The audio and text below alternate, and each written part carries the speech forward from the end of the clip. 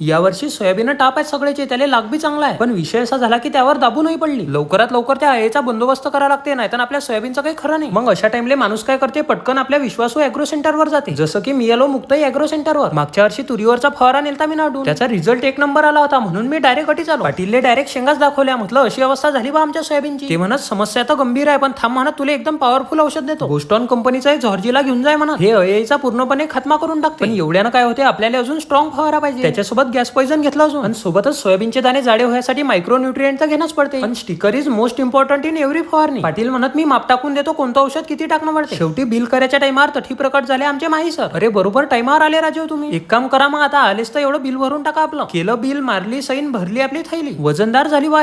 हे agro centre आहे नांदुऱ्यातल्या पाण्याच्या टाकीजवळ. एकदा आठवून फवारा नेऊन पा, मग रिझल्ट पा. तठून लगेच खाली आलो, मला कटिंग करायची होती. हे बा म्हणत कटिंग कधी केल्या जाईल, पहिले चहा तर पिऊन घ्या. बरं म्हटलं बा, तुम्ही म्हणसान तसं. चहा पिला म्हटलं आता जाऊ द्या, कटिंग कधीही केल्या जाईल. मी तर चाललो आता घरी, भेटू आपण पुढच्या व्हिडिओ मध्ये डायरेक्ट वावरात. भाषा वाजवते तदलोक तुम्ही फॉलो करून घ्या रे.